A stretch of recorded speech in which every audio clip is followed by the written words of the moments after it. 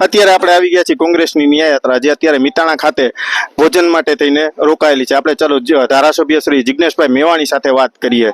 જિજ્ઞેશભાઈ, આપ ન્યાયયાત્રા લઈને નીકળ્યા છો, ખૂબ સારું, વિપક્ષનું કામ હોવું જ જોઈએ અને સારું કામ છે.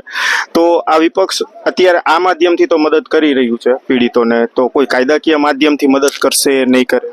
પીડિતોને હાઈકોર્ટમાં જવું હોય, સુપ્રીમ કોર્ટમાં જવું હોય, કોઈ પણ પ્રકારની સહાયતાની જરૂર હોય લીગલ, એ તમામ સહાયતા પણ પૂરી પાડીશું.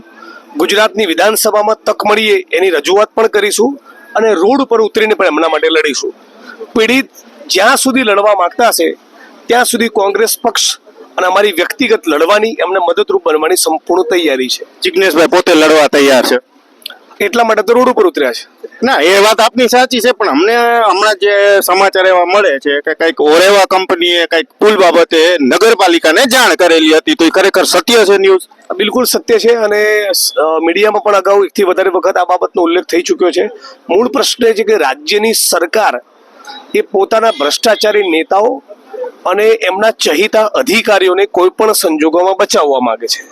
અને અમારો અને પીડિત પરિવારનો સંકલ્પ છે કે કોઈ પણ મોટો મગરમચ્છ પણ આરોપી બનતો હોય તેને બનાવવો જ પડે. કાયદાની દ્રષ્ટિએ આપની વાત સાચી છે કે ભાઈ કોઈ પણ હોય, કાયદો બધા માટે સમાન હોવો જોઈએ. તો મોરબીના ન્યાય અપાવો છો, તો ટીઆરપી ગેમ ઝોનમાં જે કઈ હવે આગળના કોઈ પગલા આપના? ટીઆરપી ગેમિંગ ઝોન હોય, વડોદરા હરણીકાંડ હોય, તક્ષશિલાની મેટર હોય, મોરબીનો હોય કે તમારી ઉપર અન્યાય થાય તો પણ ન્યાય અપાવીશું.